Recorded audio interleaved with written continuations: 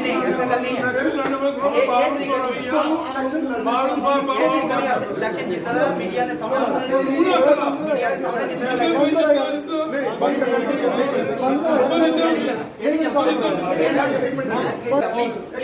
Please क्या चलेगा क्यों खाली करें इसी का जवाब इलेक्शन जीते थे ना तुझे मेरी अपनी कॉन्फ्रेंस दी थी ना उन्होंने रोकिया जो मर्जी बाहर नाल स्टाफ बाहर हम करेंगे बाहर आप नहीं कर सकते 2000 में बीच में बड़ा लो ऐसा मुंगा आज मीटर से भी सो आज मीटर से पता क्या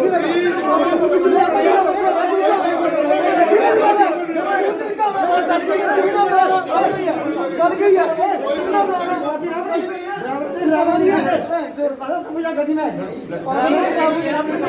बस करना प्लीज करो यार ये आपने कॉल नहीं किया कोविड-19 democracy covid election are conducted and he is the person जो है main person किया तो हम कौन सा कह रहे हैं आपने नहीं किया आपने नहीं किया हम नहीं कह रहे आप प्रेसिडेंट बने ना होल्ड कर लेना था विदाउट परमिशन आपने नहीं बुलाया नहीं होगी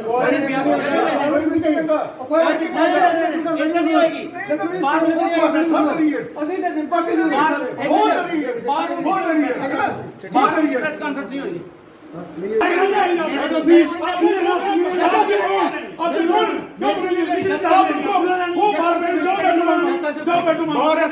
होगी इसकी परमिशन कोर्ट नहीं होगी तो नहीं होगी बस होनी यार पब्लिक की एंट्री बंद है या नहीं बंद है इसकी पब्लिक की एंट्री बंद है आपके पास 10 आदमी है बंद जा सकते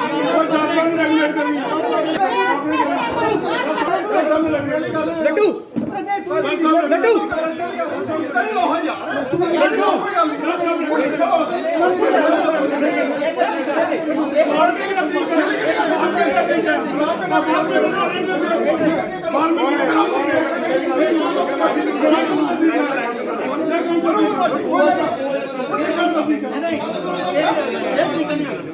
ये लैंड ऑर्डर प्रॉब्लम में काम करो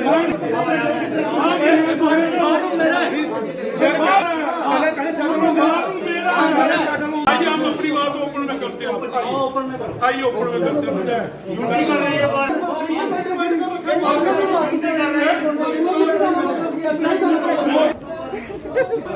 हम डिटेल में बात करते हैं ठीक है बनवाया फर्नीचर नहीं लाया सामान नहीं लाया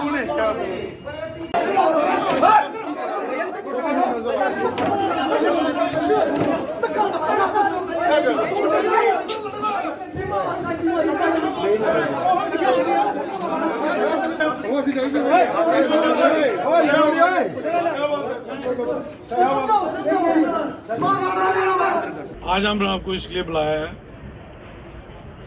कि पिछले 2-3 साल से हमें बुकला साहिबन को जो गटर है वाशरूम का गटर है पीपी आपस का उसके साथ बैठ के चाय पीनी पड़ती है।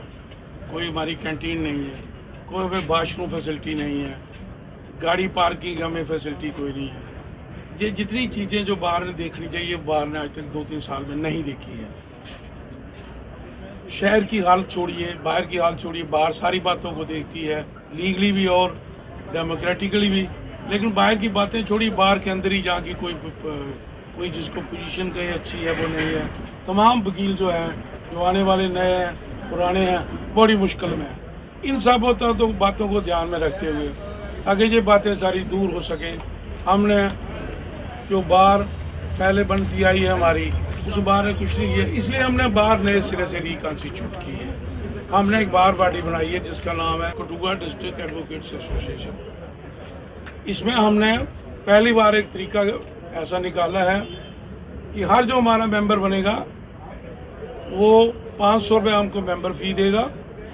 500 रुपये मेंबर फ़ी देने के बाद वो अंडरटेकिंग देगा हमको, हमारा मेंबर रहेगा, 1 साल तक वो बार के पूरे डिसिप्लिन को मानेगा।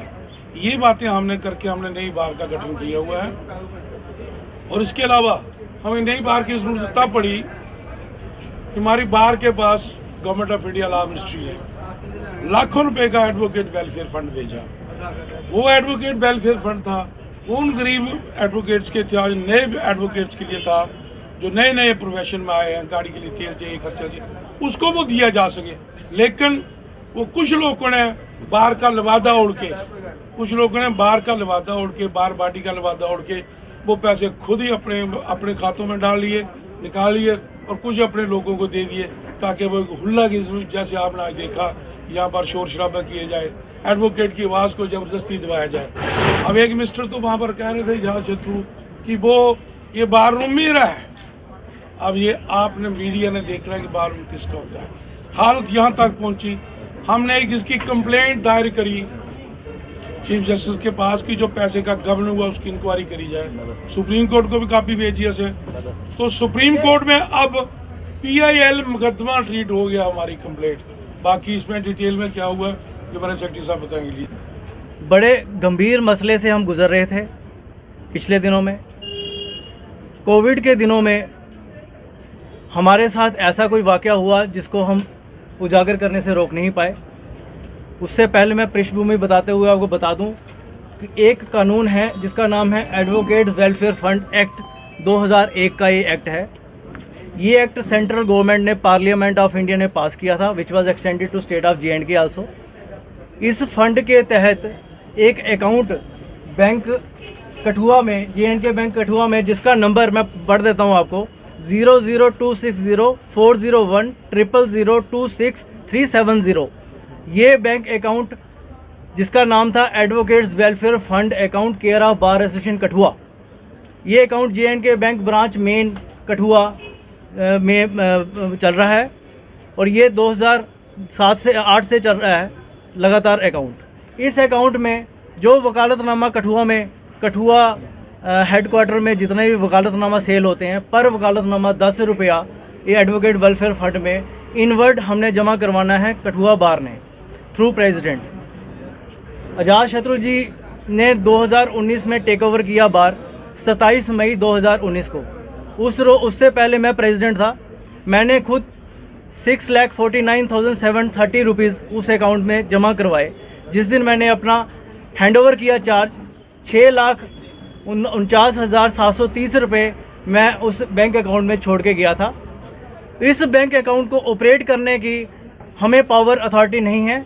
इसको ऑपरेट करने के लिए एक ट्रस्टी कमेटी जो सेक्शन 4 ऑफ दिस एक्ट में कॉन्स्टिट्यूट की गई है, जिसके मेंबर्स इस तरह के होते हैं। Advocate general of the state, जहाँ पे एडवोकेट जनरल नहीं हो वो स्टेट नॉमिनेट करती है कि किसको चेयरमैन बनाना है। सेकंड, इसमें लॉ सेक्रेटरी, इसमें हमारा home secretary, state bar council की द्वारा मनोनीत किए गए 2 मेंबर्स, सीनियर मेंबर्स, इसके अलावा secretary bar association bar council of state and इनके अलावा एक पब्लिक प्रोसिक्यूटर मनोनीत किए जाते हैं। ये ट्रस्टी कमेटी फार्मूलेट होती है सेक्शन 4 एक्ट के। इस ट्रस्टी कमेटी को अख्तियार है कि वेलफेयर फंड का जो जितना पैसा है यही इस्तेमाल कर सकते हैं सेक्शन 19 के तहत। सेक्शन 19 में बताया गया है कि किसी को मेजर सर्जरी करवानी है या फिर किसी को कैंसर हो गया है, किसी को पैरालिसिस हो गया है, किसी को ट्यूबरक्लोसिस हो गया है, यही बीमारियां उन्होंने बताई हैं, सीरियस डिजीजेस। इनके कारण ये ट्रस्टी कमेटी ये पैसे निकाल के दे सकती है, वो भी after verifying the facts. In either case, even the learned honorable principal district judge Kathua, who is the topmost judicial officer of the district, has got no power to operate. उनके पास भी अख्तियार नहीं है इस बैंक अकाउंट को operate करने के लिए।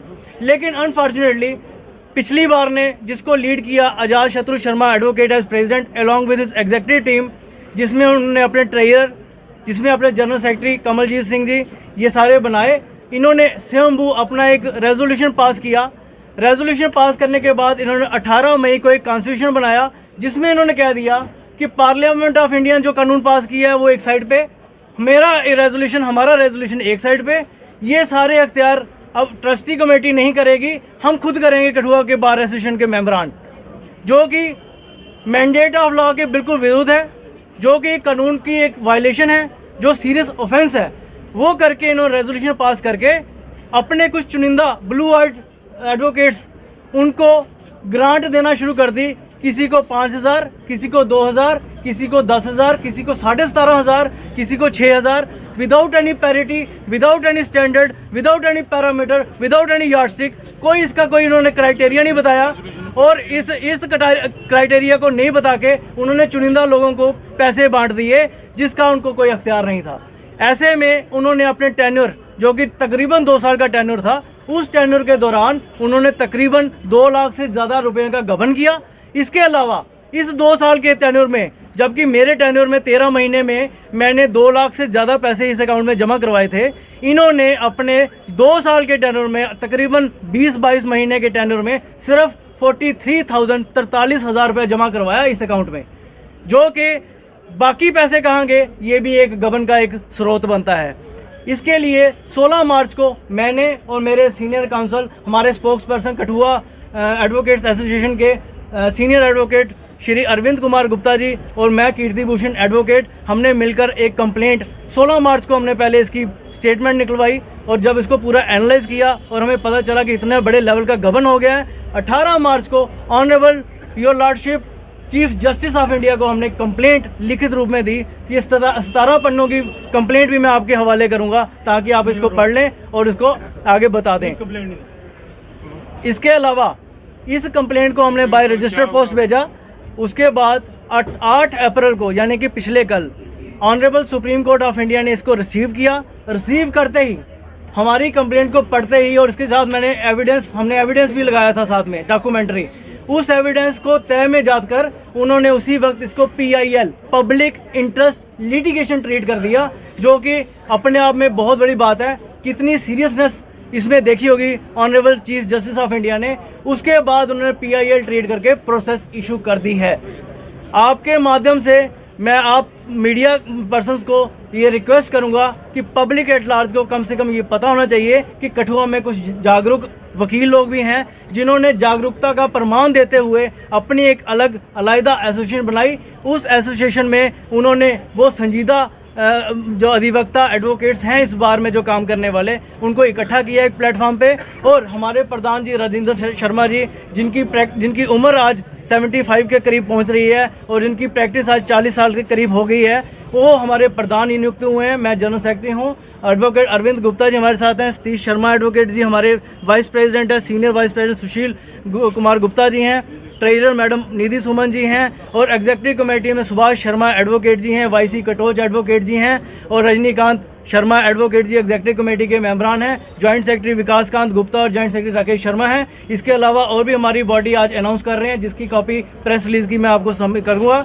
मैं आपके माध्यम से ये रिक्वेस्ट करूंगा कि जो आज बार रूम में अभी घटना घटी है, ये बड़ी शर्मनाक है। इसको मैं कड़े शब्दों में अपनी एसोसिएशन की तरफ से कंडेम करता हूं और बड़ा दुख व्यक्त करता हूं। आप सबसे माफ़ी भी मांगता हूं कि आप सबको भी हमारे कारण ये दिवस देखना पड़ा, ये मूवमेंट देखनी पड़ी।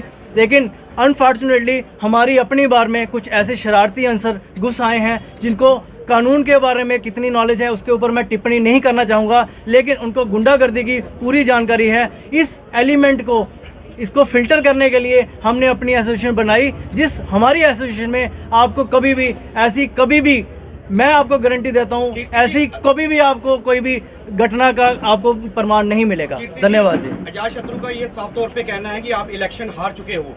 आप लोग जो भी है, जो ये एसोसिएशन बनाई हुई है, उसी के कारण आप अपनी भड़ास निकाल रहे हो। आपके माध्यम से मैं बताना चाहता हूं, इलेक्शन कंडक्ट हुए थे यहाँ पे 2 अप्रैल को। हमारी कंप्लेंट फाइल हुई थी 18 मार्च को। इसके अलावा मैं क्या बोलूं, आप खुद समझदार हैं। सर, क्या देखते हैं कि अंदर जिस तरह से हंगामा किया गया, आपको रोका गया बार रूम यूज करने से और कुछ अभद्र भाषा का प्रयोग भी किया गया है। वीडियो में वो तस्वीरें, पूरी वीडियो जो है वो कैद हुई है, तो क्या देखते हैं किस तरह से एक सभ्य समाज को दर्शाया गया है आज कोर्ट कम्प्लेक्स? देखो, ये बार रूम किसी की जाति प्रॉपर्टी नहीं है, किसी की पर्सनल प्रॉपर्टी नहीं है। बार रूम प्रैक्टिसिंग एडवोकेट्स की है, नॉन प्रैक्टिसिंग एडवोकेट्स की नहीं है। जो लोग यहाँ पे प्रैक्टिस करने आते हैं उनका बार रूम है ये। अगर कोई अपने लेवल पे खुद ही अपने घर में बैठ के एक रेजोल्यूशन पास करके ये कहते हैं कि आज से ये फलानी गाड़ी का मालिक मैं हूँ और वो गाड़ी चलाना शुरू कर दे, तो this amounts to misappropriation. जो हमने कंप्लेंट फाइल की है वो भी इसी तर्ज पे फाइल की है। जो बैंक अकाउंट जिसको ट्रस्टी कमेटी ने चलाना था, उसको बार एसोसिएशन, यही बार एसोसिएशन जिसको आज बार रूम अपना कह रही है, उन्होंने उस अकाउंट को भी अपना कह दिया। और मिस अप्रोप्रिएशन 409 आईपीसी का उन्होंने वायलेशन की, उल्लंघन किया है, जिसके तहत उनको लाइफ इम्प्रिजनमेंट हो सकती है। और कितना हीनियस ऑफेंस होगा ये आप लोग खुद समझदार हैं। इसके अलावा उन्होंने फॉर्जरी की, इसके अलावा उन्होंने चीटिंग की, इसके अलावा उन्होंने फ्रॉड किया, इसके अलावा और भी कई छोटे मोटे गुनाह किए, लेकिन जिसकी सबसे कमतर भी सज़ा अगर मैं मानूं तो वो 7 साल आंकी गई है। और सबसे ज़्यादा अगर मैं इसमें आंकूं तो पूरी उम्र उनको जेल में चक्की पीसनी पड़ सकती है। तो आपके माध्यम से आपके सवाल का जवाब मैंने दे दिया कि बार रूम किसी की जाती प्रॉपर्टी नहीं है, बार रूम हम सबका है। लेकिन फिर भी अगर कोई ये खुशफहमी में या गलत फहमी में है कि बार रूम उसकी अपनी प्रॉपर्टी है, तो ये गलत फहमी अपनी दूर कर दे। जिस तरह से आपने गंभीर आरोप लगाए हैं, क्या ये प्रेस कॉन्फ्रेंस इलेक्शन से पहले नहीं हो सकता? बिल्कुल ठीक फरमाया आपने। चूँकि honourable supreme court of India seized of the matter, हमने कंप्लेंट वहाँ फाइल की थी, तो वहाँ पे क्या एक्शन लिया जाता हो सकता है, वो टर्न डाउन कर देते, वो हमारी डिक्लाइन कर देते, एप्लीकेशन रिजेक्ट कर देते, तो हमारी प्रेस कॉन्फ्रेंस का कोई औचित्य नहीं रह जाता। इसलिए जब कल उन्होंने इसको public interest litigation PIL treat किया, उसके बाद हमने सोचा कि अब ये मीडिया पर्सन को उजागर करना बहुत ज़रूरी है।